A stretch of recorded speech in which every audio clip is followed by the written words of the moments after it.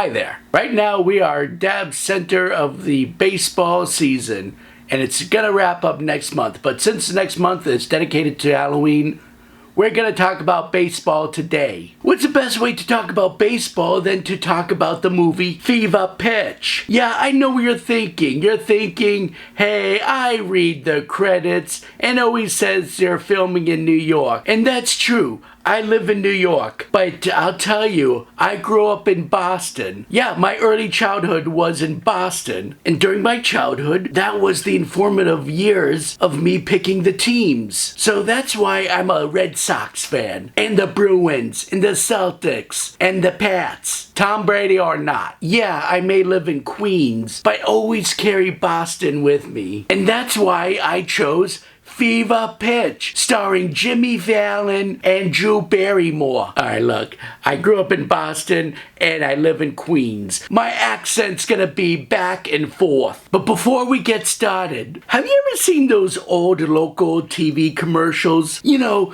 the one starring a smaller, lesser-known baseball player at the time? He may be big now, but he started from somewhere, right? So they put him in these small local commercials like this one. Hi, I'm Bronson Royal, and this Memorial Day weekend, I'm gonna hit a home run. Shit. Did they really allow him to say shit on a commercial? So here's my commercial for being an Anthonix Maxiteer.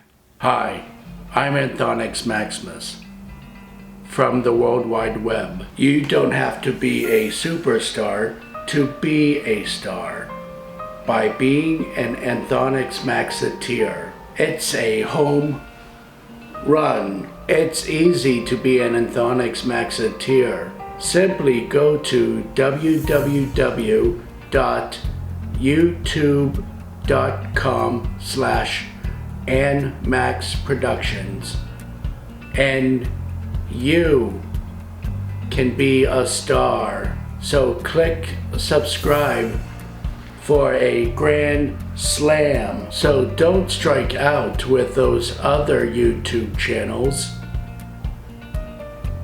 Be an Anthonix Maxiteer. Isn't that right, Wally, the green monster? Watching Anthonix Maximus reviews is wicked pissa. But hey, I'm just a monster. Ha. So slide on home and be an Anthonix Maxiteer today. Now that's class acting.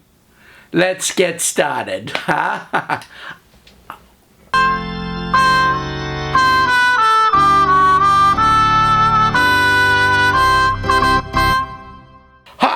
I'm Anthonix Maximus, bitching to you about movies because Derek Jeter can screw. Ha! That's right, the Major League Baseball season 2022 is coming to an end. And finally, we can get those filthy Mets fans out of my neighborhood. Quit parking your car in my yard. Yeah, I'm gonna look for every opportunity to stretch my A's. And it's true, I did grow up in Boston in my early childhood days. You know, like from the age of 4 into 14. It was only 10 years, but this is where my family came from. My dad grew up in Brighton, and I grew up in Malden. Then, yeah, there was a time where I lived in Colorado. Whatever, who cares? Who asked? Well, no one asked about the Rockies. Then I came here to New York, and none of the teams really stuck to me.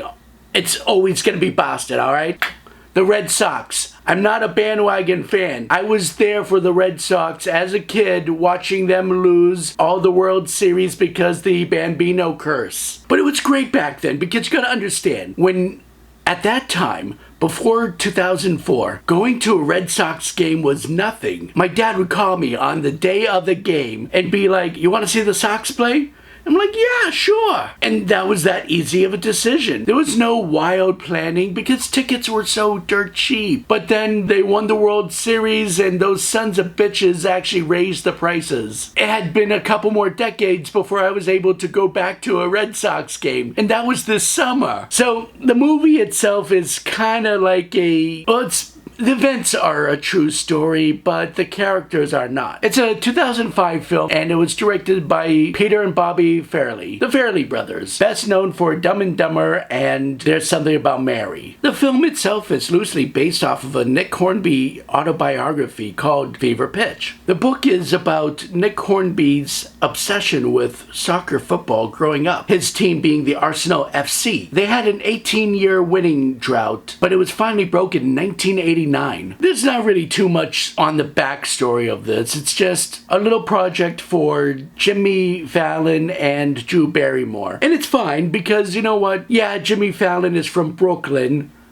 but he had me convinced that he was from Boston. I hate to say it because I used to be a fan of Jimmy Fallon back in the day, but nowadays, it's just, I feel like the moment you become a late night talk show host, it's kind of downhill. I don't hate anyone that goes into late night talk shows because a lot of them can pull it off, like Conan O'Brien. But with Jimmy Fallon, it just kind of dipped, But that's the same thing with Stephen Colbert. Very funny man, but his talk show isn't as funny as when he was on the Colbert Report. It just always changed the dynamic. But yeah, there was a time when Jimmy Fallon was actually funny. And I do like the fact that he's working with Drew Barrymore in this film because the two of them actually do have great chemistry. Back when Drew Barrymore used to host Saturday Night Live, she would have some of the better sketches with Jimmy Fallon. Would you care to see my bed adorned with hibiscus petals and my photo of me?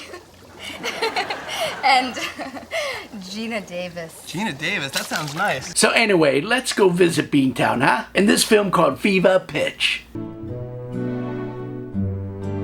86 years of banging our heads against the big green wall. It's the Green Monster! They always wanted to tear down, but the people there, they don't want to tear it down because Bostonians don't like change. And look, it's the gas station Sitco sign. The giant Sitco sign that glows over the city of Boston. Nobody knows how it got there, and nobody knows why it's there. We just have to worship it till the end of time. But I got a story you don't know.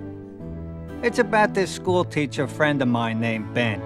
Not sure why this guy is the disembodied narrator of this film. We'll meet him in a while, but until then, we're just gonna be wondering who this crazy ghost is. Friend of mine named Ben. Ben Affleck? Oh no, wait, I already said it was gonna be Jimmy Fallon. But he did know the greatest place to bring any kid, the heart and soul of Boston, Fenway Park. So I'm not trying to fast forward here. It's just, we just learned that young Ben started his love for the Red Sox because his Uncle Carl brought him to the games. Now the thing about Fenway Park is it's an interesting stadium because most baseball stadiums, they're pretty round, evenly distributed. But with Fenway Park, it's kind of a weird shape. So oftentimes, if you're on a side of the diamond, you have to just kind of watch home base with your head turned the whole entire time. I mean, it's fine, it's whatever, but it's after a while the neck cramps, The pretty boy with the glasses? That's me, Al Waterman. I sell sponges. And that guy with the glasses is the narrator. Remember that. The guy with the glasses is the narrator. I'm as much of a fan of the Sox and the Celtics and the Bruins and the Patriots. I don't know every player's name. I don't know their stats. I don't know things like that. So back off. Careful, kid. They'll break your heart.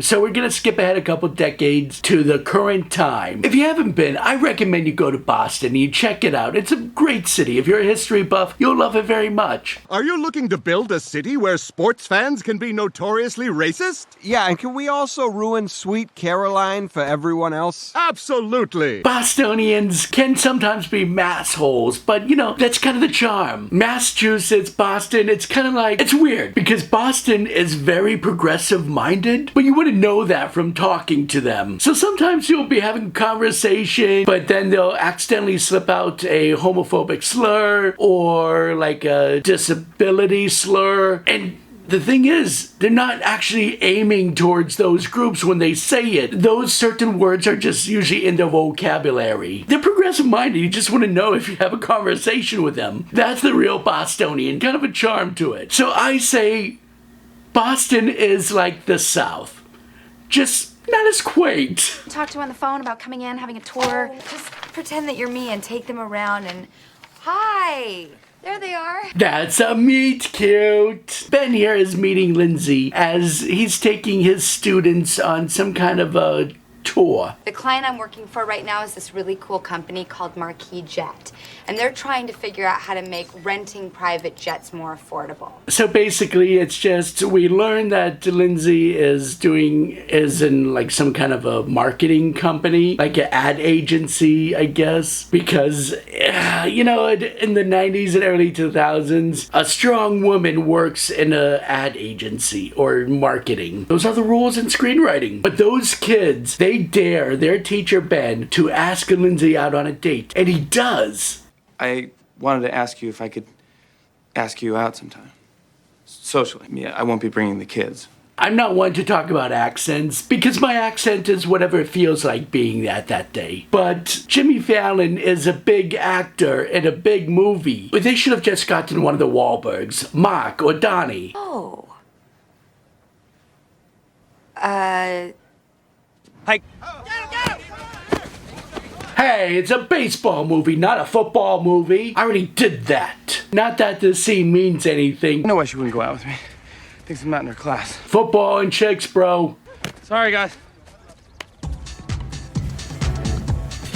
Did I tell you I bought our car from Carvana? Great, now there's two people on a couch in the living room talking about cars. Who are they? Oh, right, I forgot. I'm watching this on Tubi, so there's gonna be commercials because I'm not paying for another subscription service. What's wrong with the school teacher? Well, He's a school teacher. Yeah, we gotta deal with some rom-com stuff because you got the boys talking about the chick and you got the girls at a gym working out talking about the boy. Yeah, romantic comedy stuff. Bros and chicks doing their thing. Oh, and how about that? Ben's school is actually located at the same school they filmed Boston Public. Hey, Rita, when did I get this message from Lindsay Meeks?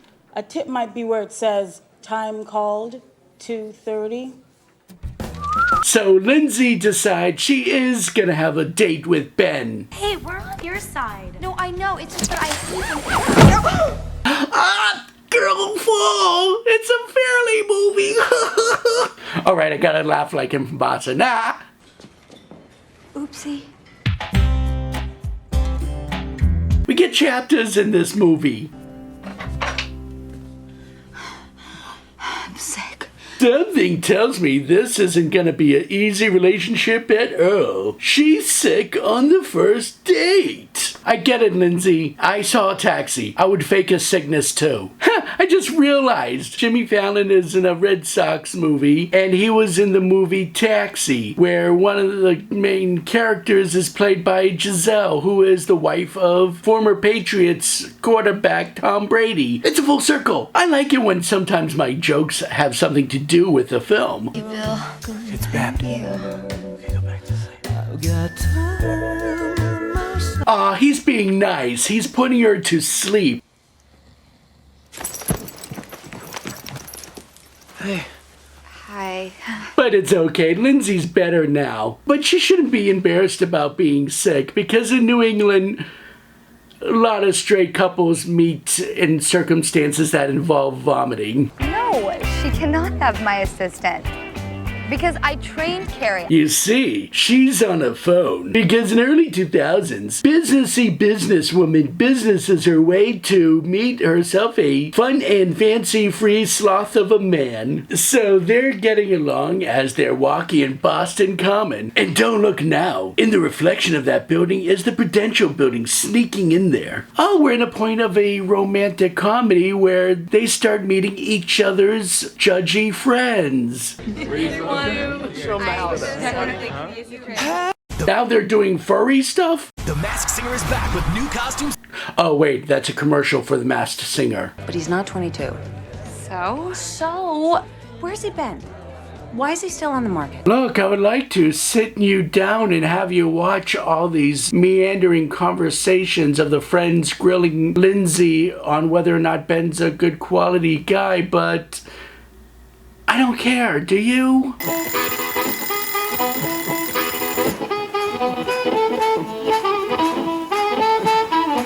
Oh my gosh, now we see Ben's room. He has a lot of collectibles. What a loser!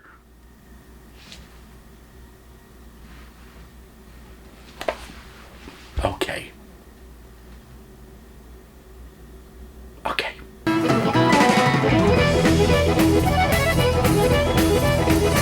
But you know what? If Ben was such a Red Sox fan, where is Ted Williams' frozen head, huh?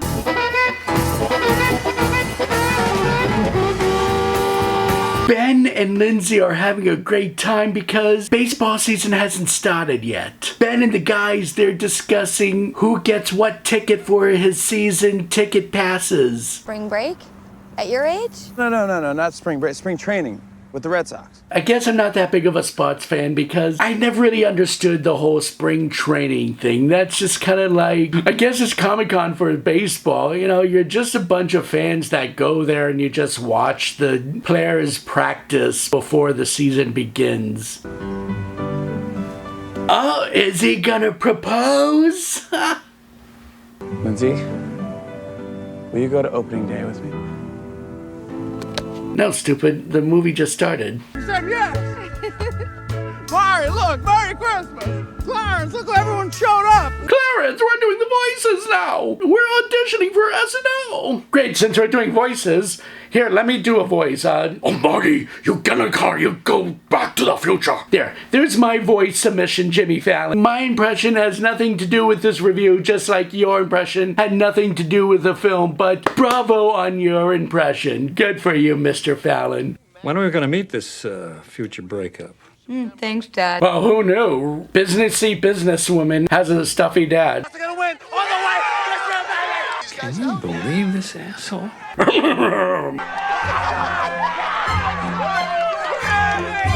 What has Lindsay gotten herself into? Realize how big this Red Sox thing is with you. Every time Oh, don't jump off a building. We're just talking.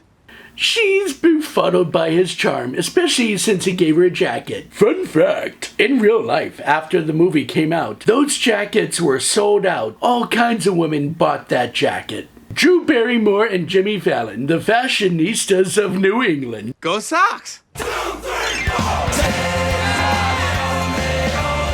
Oh my god, it's the Sitco sign. Oh, Overlord Sitco, we bow before you.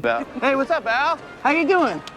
I'm on dialysis. Right on, buddy. Hey, it's the narrator again. We haven't seen him in a while. I joke, but I really wish I had season pass tickets. I really do. Baseball can be boring. Like, I don't like watching it on TV, and I think there are too many innings sometimes, but when you're actually physically there in the game, like at the game, it feels great. You feel a real energy. It does feel like a family, and you do all these routines. You really get involved. You jump out of the seats. It's fun. And you know what? You don't even have to fully pay attention to the game. Whoever you're with, whether it be a friend or a family, you can just have great conversations with in between innings, and that's why they really call it the national pastime. For the land in the free in the home of the brave. Oh no. Last time a kid sang the national anthem, Bane took over. Throwing out the first ball today, New England's own Stephen King. It's New Englander Stephen King, which is interesting because Stephen King wrote Firestarter, and Drew Barrymore was in the film Firestarter. It's like an indirect reunion.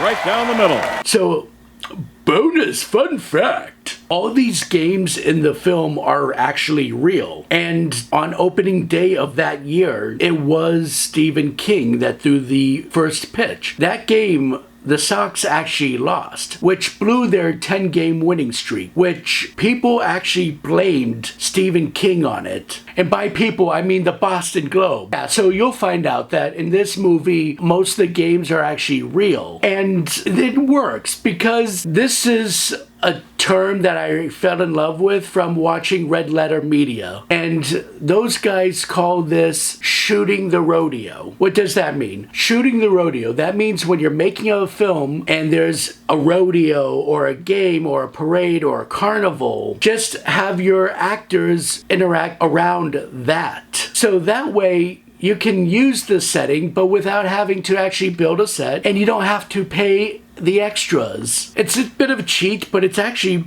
very practical. You know what? I left work early, so you're gonna have to figure it out for yourself, and I'll call you later.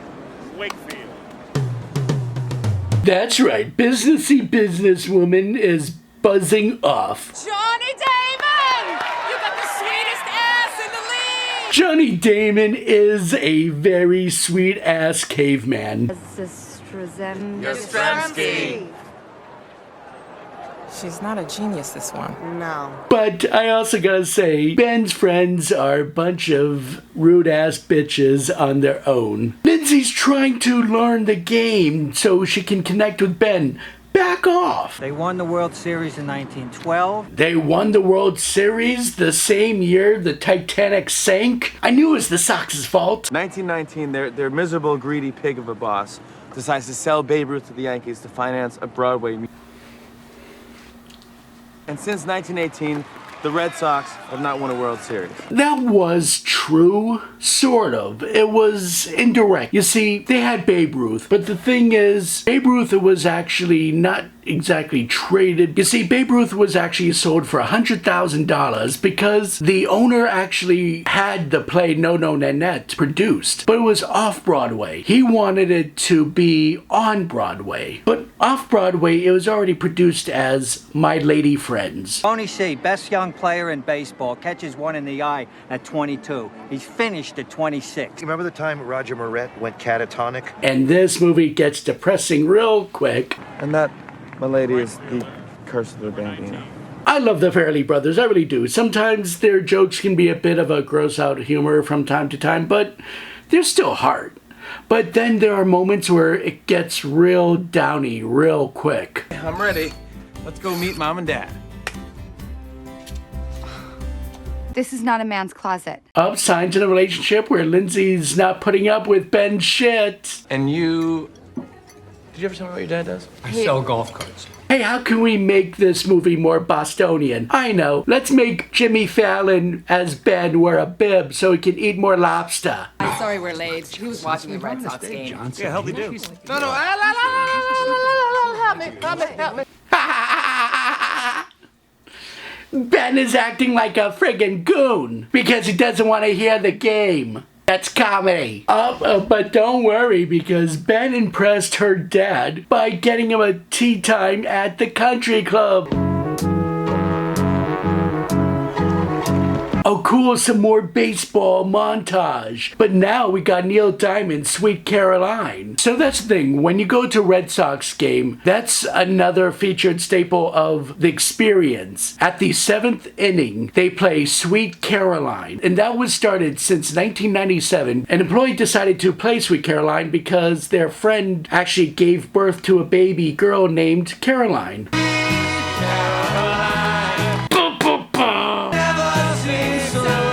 So good, so good. You'll love her. This lady is a dynamo. Unstoppable. Uh-oh, we gotta put some conflict in this film by including a client that Lindsay has to work with. Sexy jawline client. Oh, here comes some of that woman gym talk. Doesn't it require some pliability? Because maybe that's something I've been lacking in my life. Isn't it affecting your work? Hey ladies, Ben isn't a piece of meat. Oh, and here comes Lindsay being busy again. Work, work, work. It's killing me with the laptop. Sitting here doing her homework. So, when do you find out about this promotion? And you see, according to this movie, Lindsay's a jerk because she wants to advance in life. she died. And becomes the Bionic Woman. Oh, that hurts. That's gotta hurt. She almost died. Then she would have met Babe Ruth herself. They're sending me to Paris to close the deal. Wow! And I am taking Vu. I'm kind of swamped. Oh no. Oh, and now Lindsay's got an opportunity with her job to go to Paris, and she wants to bring Ben, but Ben says no, because Ben wants to watch the Sox play. I'm late. Fine, go. No, Ben. I'm late. And now she's pregnant. Well, if it's not the Red Sox, at least somebody scored. I got it. The promotion? No pregnancy. She wasn't as late as she thought she was. Okay. So, topico. Awkward topico. Linz,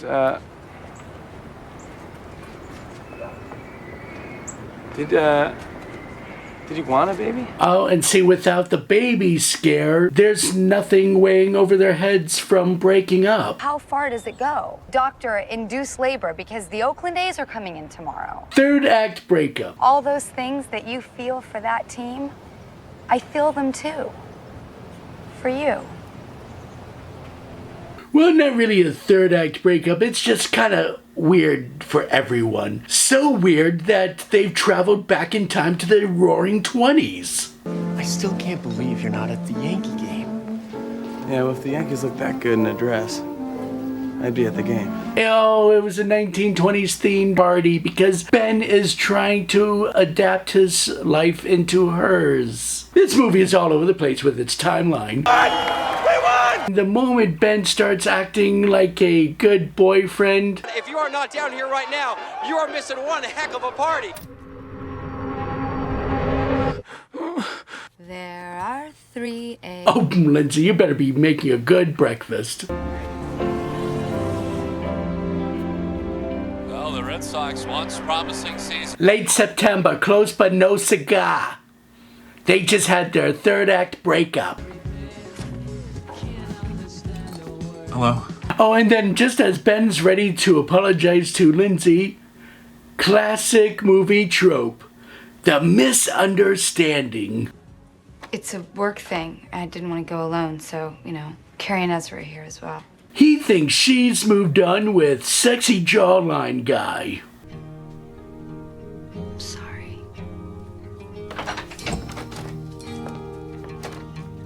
And they break up again. God, this must be fun to do if they're together all these years. The same shit every season. Mr. Meyerson just announced you got the promotion. Oh, sorry. Ben is selling Chris his Red Sox tickets. Oh man, Lindsay is about to receive a promotion. Ben is about to sell off his season tickets. And this poor man has a sink full of dishes. Oh. It's another commercial on Tubi, this time for Dawn. God, he's selling his Red Sox tickets for me. I'm sorry, I know this seems crazy, but I gotta go. Sorry, boss that employed me. I am giving up my future for a guy. Hey, boss, I'm out of here, so screw. My Boston family is gonna disown me. That is if they actually watched this.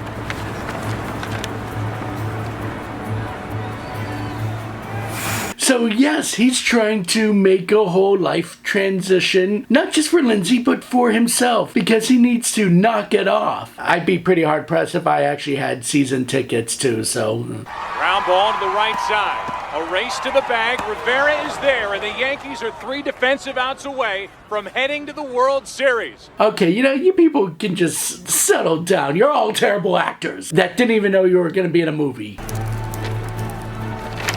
Stuffy rich guy is about to win his evil plan, but not if Lindsay has anything to say about it. You love these seats. Now I'm in love with you. You love me enough to sell your tickets. I love you enough not to let you. So yes, Lindsay stops Ben from signing off his tickets. She gets arrested, but they end up together and they keep watching the game together. And here's the thing. The original ending was just going to be them with the Red Sox and dealing with the fact that the Red Sox eventually lose. But they physically went to the World Series game, watched the Red Sox go up against the Cardinals, and they actually won. They broke the Bambino Curse. And at that moment, the camera crew pretty much whipped out their cameras and pretty much ran out on a field and watched everyone celebrate with the cameras on, and the ending was changed to a great ending. We're hugging in the middle of the field. The camera guy got into it and did like a 360 of us kissing on the field as if like he was a brilliant cinematographer and like ended our movie. And it was amazing. And the movie ends with the people of Boston cheering, and then it's followed up with 2 weeks' notice, apparently. That was Fever Pitch. The film had a $30 million budget, and it made back $50.5 million. It earned its money back and a little bit more, but it just barely. The only reason why it did very well, in my opinion, is because the Sox actually won the World Series. And Ebert and Roper actually said the ending while they were reviewing, so, no surprise there. I mean, I didn't even see the movie in theaters. I saw it on DVD. So yeah, my $15 could have contributed to the success of the film, but I decided to stay home. Sorry about that, folks. The film actually premiered at Fenway Park. It's an okay film. It's a good film. It's a great film if you're a Sox fan. And Jimmy Fallon in this movie, he's likable. He was so likable that the people of Boston went ahead and made him an honorary Sox fan, even though he grew up in Brooklyn. Everyone is in the baseball fever. So much so, even the baddies want to play baseball with Daredevil. They want to play Sandlot. For me, Fever Pitch is my top 3 favorite baseball movies. The other 2 being The Sandlot and The Naked Gun. I don't have much to say about this film. The reason why I'm reviewing it is because an Anthonix Maxiteer by the name of John, yes, that's actually his name, it's not a made-up name, John, Italian last name, suggested this film, and I said, yeah, sure, why not? Thank you for being an Anthonix Maxiteer, and especially thank you all for being an Anthonix Maxiteer sports fan today. I'm Anthonix Maximus. You got through watching Anthonix Maximus reviews. Watch out, because next month, things are about to get a little spooky. Hey, I should behave. Are you allowed to hit them? Yeah. Actually, do you want to take a swipe at him? I'll hold him if you want.